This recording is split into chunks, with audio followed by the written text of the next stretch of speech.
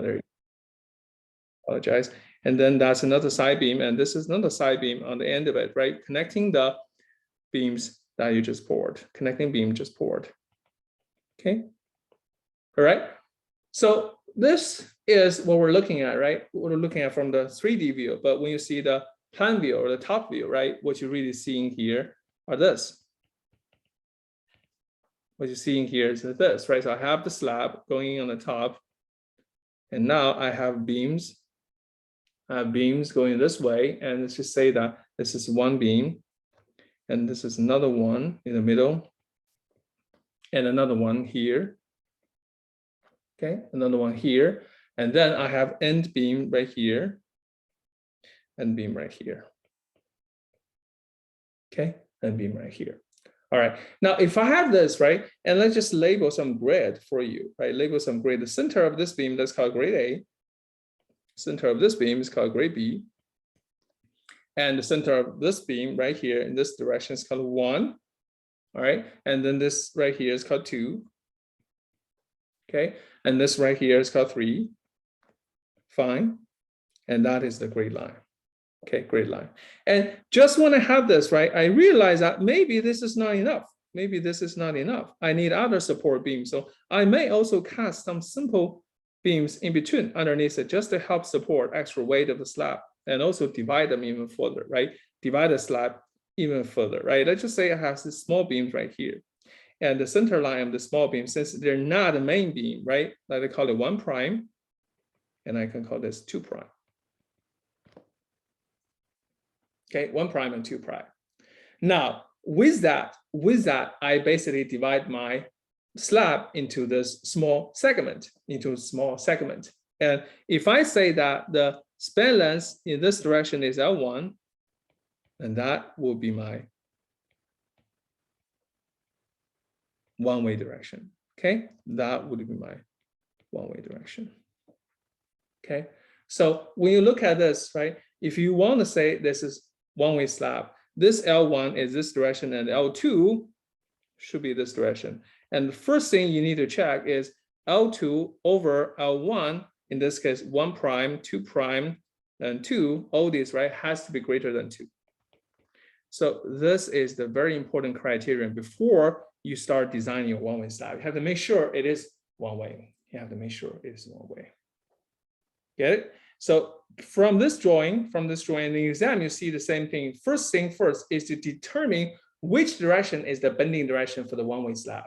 Now with this drawing, then I realize that, okay, this longitudinal direction this way is the one-way direction.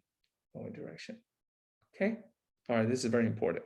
Now to design it, right? So like I said, we do 1 unit strip. 1 unit strip. So what is this 1 unit strip? 1 unit strip meaning that I cut a strip out of the slab. I cut a strip out of the slab, and I say that the strip has a 1 foot width. Has a 1 foot width. That is 12 inch.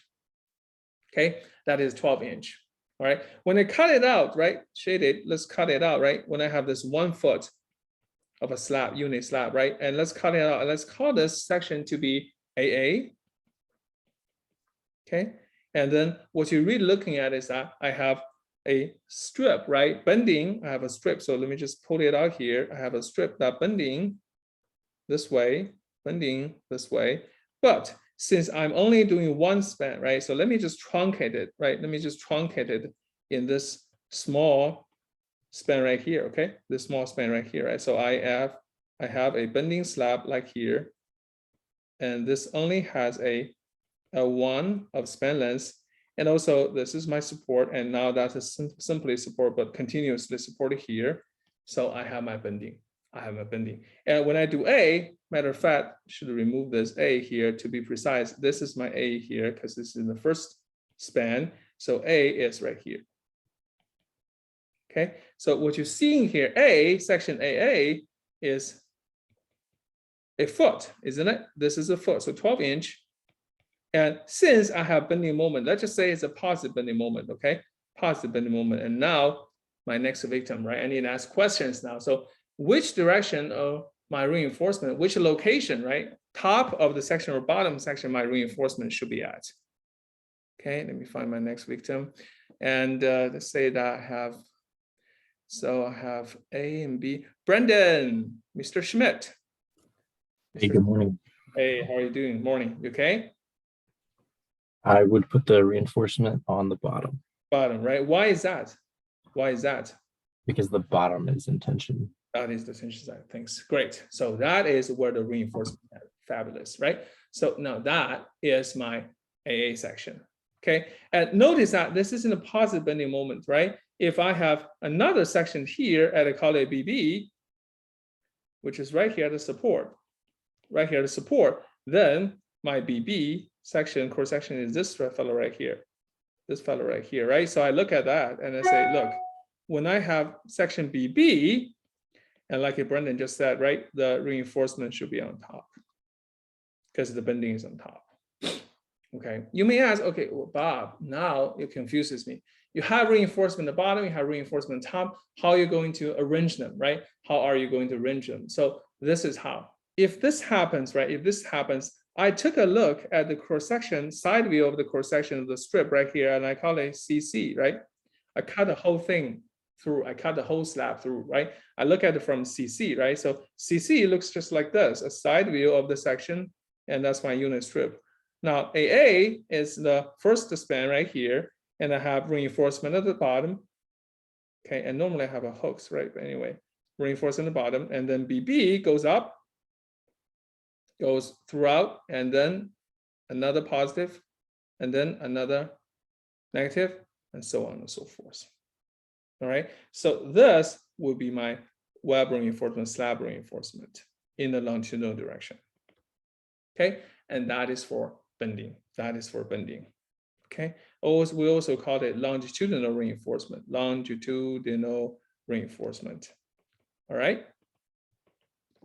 Okay, but if you look at enough prints, right, blueprints, and you realize that when you cut the cross section, not only you see this longitudinal reinforcement, you also see some other transverse reinforcement go through like this. It goes to the other direction like that. Yeah. And normally we're encased, right? Normally encased like that. Inside here, outside here. Okay. And these dots, right? These dots are the transverse reinforcement. Okay, transverse reinforcement. Okay, my question is that, so if the bending direction is in the longitudinal direction, meaning the reinforcement in the longitudinal direction take care of the bending moment, why do we need transverse reinforcement? Why do we need transverse reinforcement? Let me ask the question again, right? Say, if I have longitudinal reinforcement to take care of the bending moment, why do I need transverse reinforcement? All right, let me pick my next victim. Paul. Paul, are you there? Hello. Sir. Hey, how are you doing? Sorry, the camp, not the other one. Sorry. So quick question here, right? So you have the longitudinal reinforcement take care of the bending moment, right? What about the other direction, the transverse reinforcement? Why do we need transverse reinforcement? Would that have something to do with the shear effects in the slab? The shear effects, right? That's something we can consider, but also for shrinkage and temperature. Okay, that is a little bit strange, right? Shrinkage number. First time you heard this. Why shrinkage and temperature? Now, Paul, where have you here? Have you seen a concrete pour before? Or have you seen the concrete being cured before on site? Not on site, but I see it where they're pouring the roundabout off of Bishop right now. Yeah, so you notice probably one thing, right? After they pour, they put something on top of the concrete, right? Yes. Burlaps, right? Wet burlaps on top of the concrete, right? Right. Yeah.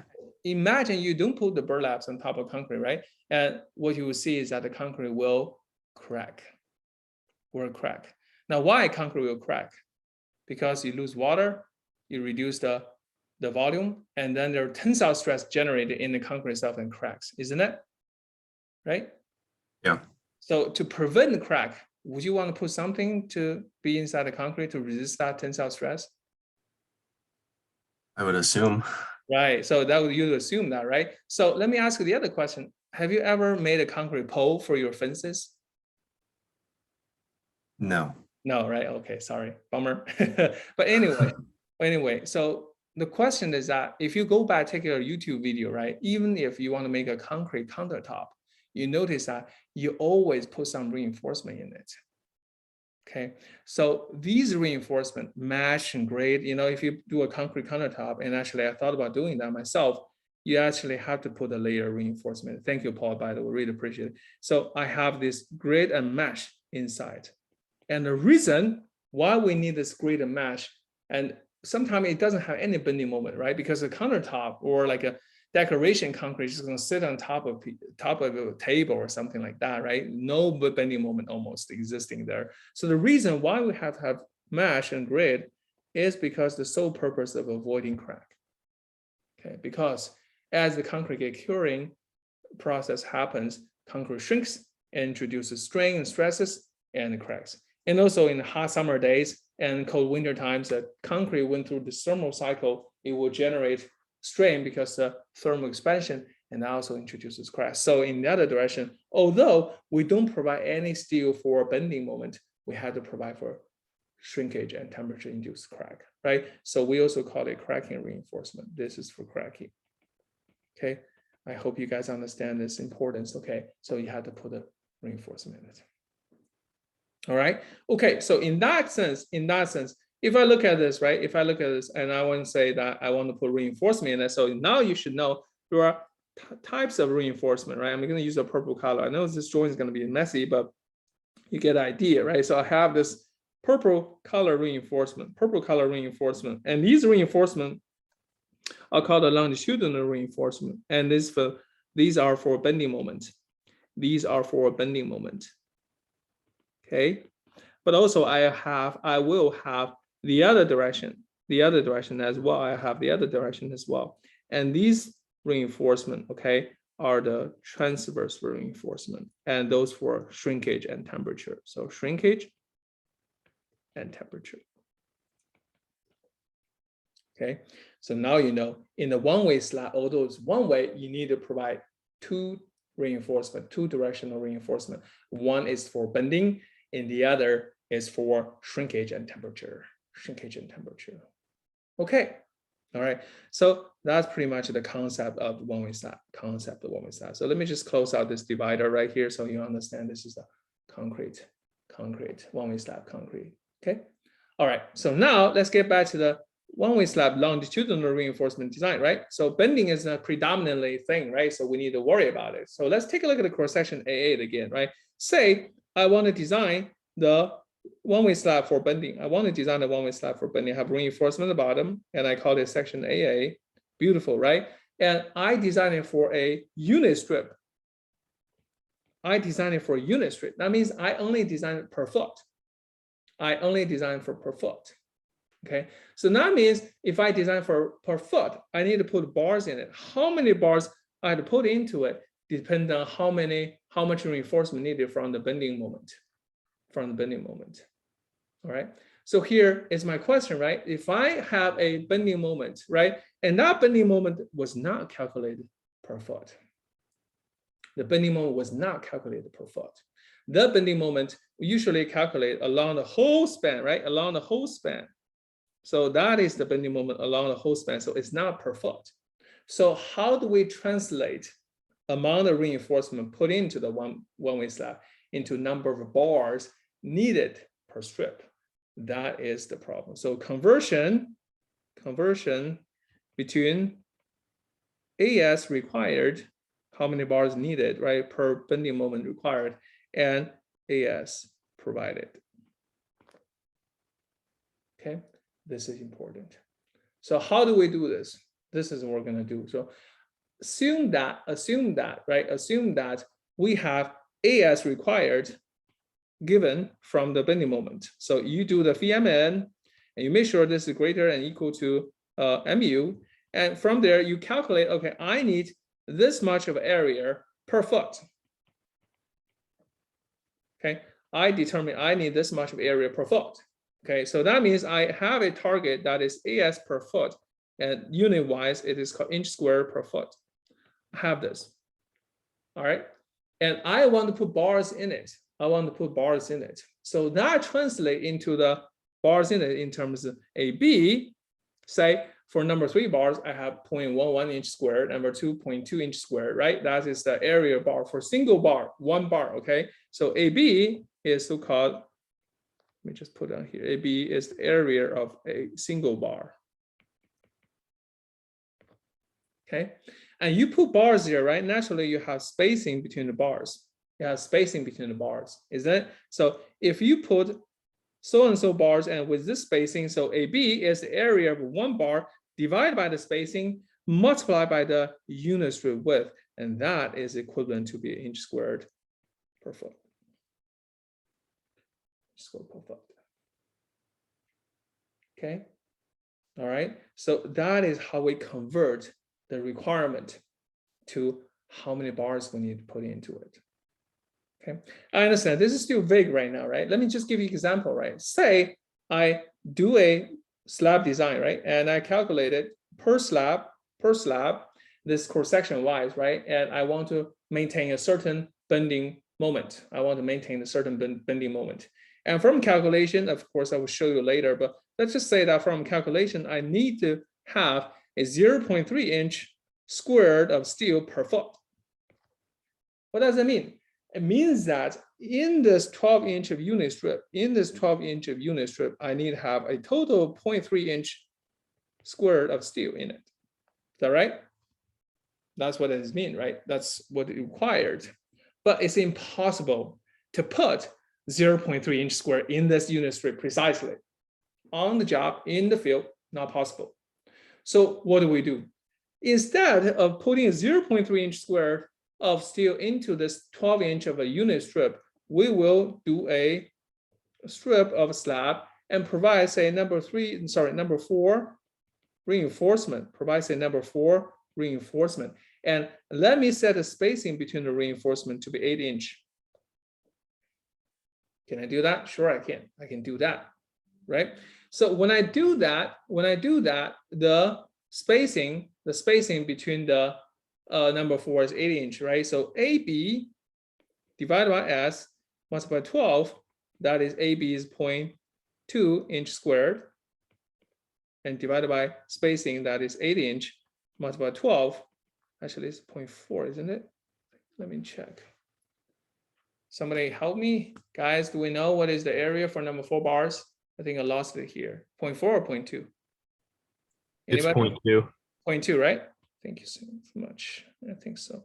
Okay, 0.2, right? And now divided by 8 inch and multiplied by 12 inch. I think that's right. So now I have 0.2 multiplied by 2 and 3. And this is 1.5 multiplied by 2. So I have 0.3 inch squared. Okay, so that is per foot.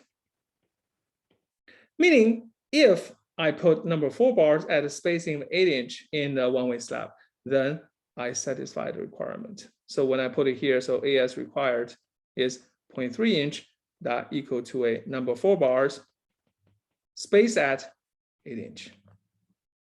Space at 8 inch. All right, so that is very important. That is very important. Okay, so knowing this, it's kind of like a shear design, you think of it, isn't it? It's kind of like a shear design. Why? Because on the job, in the field, we were given the size of the bars, number 4, number 3, you name it, right? It's usually given. And all we have to do is actually find out the spacing between the bars. Find out the spacing between the bars. Okay, so now the problem becomes simpler. The problem becomes simpler because now I just need to find out how many bars in the slab, and in terms of spacing, Okay, all right. So with that, let's take a look at an example, right? So example one, let's just see it, right? So example 1, I have a one-way slab and I want to design for one-way slab. Okay, design for one-way slab. All right, so the slab looks like this. It's a one-way, right? It has to be long in one direction, short in another direction, right? So this is my beautiful one-way slab, Okay, and then for this one-way slab, I have a L1, which is the shorter span length direction, shorter direction, and L2, which is a longer span length direction, right? L1, L2, different directions, right? And on the slab, it has a uniformly distributed load of 150 pounds per square foot, and that is the concrete dead load, isn't it? Concrete dead load. I have that everywhere, okay? Take me a little bit of time to draw it, but you know, this is distributed, uniformly distributed everywhere. Everywhere I have this 150. Okay, glad to see them. Glad to see them. Everywhere I have 150, 150, 150. All of them like that, right? And now I have a 1 foot of unit strip, 1 foot of unit strip. Okay, 1 foot of unit strip. So this is the unit strip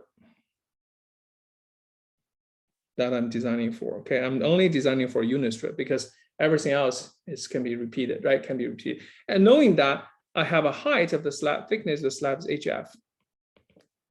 Thickness slab is HF. And that is what we're designing for. Okay, so give you the specs. So design for one-way slab, like given that the distributed load, and just say live load and 150 pounds per square foot, actually. It's the same as the dead load, basically. Same as the dead load. And dead load is just a self-weight. Self-weight of concrete, okay? Self-weight of a concrete. And the dead plus live, right? That's the total load. And you have F prime C, 4 KSI of a concrete.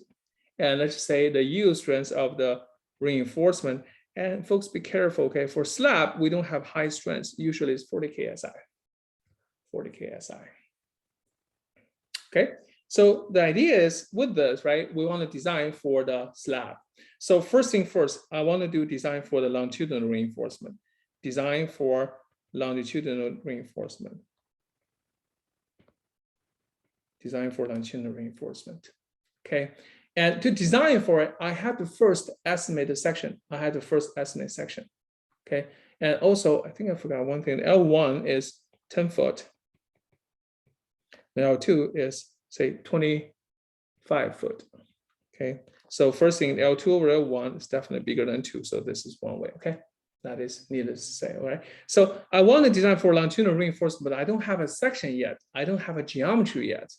In this one-way slab, because we're designing for a unit strip, right? If you think about one-way slab, it's a unit strip. That means the width is set, 12 inch, cannot change. The only thing need to be determined is the section height or the thickness of slab HF here. So first step you do is estimate. First step you do is estimate HF. Okay, and this actually you can find out from ACI 9.3.1, and there's equation for it. So HF just has to be greater than or equal to, and mind you that this is in the unit inch of L1, which is the 10 foot right here, the bending direction, okay, divided by 20 inch, some number here, and 0.4 multiplied by 0.4 constant plus Fy divided by a 100,000 PSI, okay, 100,000 PSI, and bracket outside. Okay, and then just the empirical equation we need to use, all right? There's no much of a detail we want to talk about, but just the equation we need to use empirically. So HF end up has to be greater than or equal to 10 foot of span length multiplied by 12 inch per foot and divided by a 20 inch. Okay, and then multiply is 0.4 plus Fy, which is 40,000 PSI, everything is PSI, okay? Watch out the unit. And this is 100,000 PSI bracket outside, and you end up with HF is greater than or equal to 6, get a number, multiply 0.8, so that is 4.8 inch. For the convenience of construction, let's just use HF equal to 5 inch. I would really want to use 6 inch, but that's too thick, okay? So this is what we have to estimate for the slab thickness. All right, now given the slab thickness, right, I need to determine the depth of it. I need to determine the depth of it, depth for the section, right? So if HF is 5 inch, okay, what about the depth? So I need to put the bars here, right? Remember longitudinal bars here, I need to put the bars here. So if I have a bars here, I need to have a clear spacing between the bar, bottom of the bar and this bottom surface, right? Let's just call it CC, that is clear spacing. Right, so the depth is the distance between the top of the concrete to the centroid of the bars, So depth should equal to HF minus the clear cover, concrete clear cover, minus half of the bar size, dB over 2. Half of the bar size, dB over 2. And let's assume that dB is number 4 stirrups, right? dB is number 4 stirrups. So naturally, dB for number 4 is 0.5 inch. It's now stirrups, okay? Sorry about that. Number 4 bars, okay? Small bars, small bars. All right, so with that, and D should equal to HF 5 inch minus CC concrete cover. And this is a little bit different, all right? And this is a little bit different. Let's just say that for concrete cover for the slab, I want to maintain small. I want to maintain small so I don't waste a whole lot of section. Usually they're interior anyway. So let's just use 0.75 inch for the CC, okay? And minus dB over 2, so 0.5 divided by 2, and I end up with 4 inch of a depth. 4 inch of a depth. Okay. Now you may ask a question, Bob, you know the concrete cover, right? You provided for it and you end up with 4 inch. What if I don't know? So if you don't know anything, if you don't know cover, so if cover is unspecified, if concrete cover is unspecified, meaning it's not specified, right? If concrete cover is not specified, and then the D depth of the section should equal to 0.95. And matter of fact, let's say approximated 0.95 of H. Okay, that is if concrete cover is not specified, and then D equal to 0.95 H, right? But before I do anything, right, I estimate the section height using this ACI equation. And of course, you don't have to know where this comes from, just need to know that how we use it, right? So now estimate the height, estimate the depth. So now I'm at the point that I know the thickness of the slab has to be 5 inch. The depth of it has to be 4 inch. And I'm going to use number 4 bars for the longitudinal reinforcement. And that is where we're going to pause today. Okay. All right. All right, guys. So I'm going to pause here because we just opened up the one-way slab. You know, so far it's just some definition and concept, not much, but we'll continue on Monday to finish the one-way slab session. All right. And then we'll have class next Thursday. Hopefully we can get into the column design. Okay. All right. With that, I'm going to stop recording and you're free to go. But those people who have questions about the exam, please stay behind and we can address them. All right.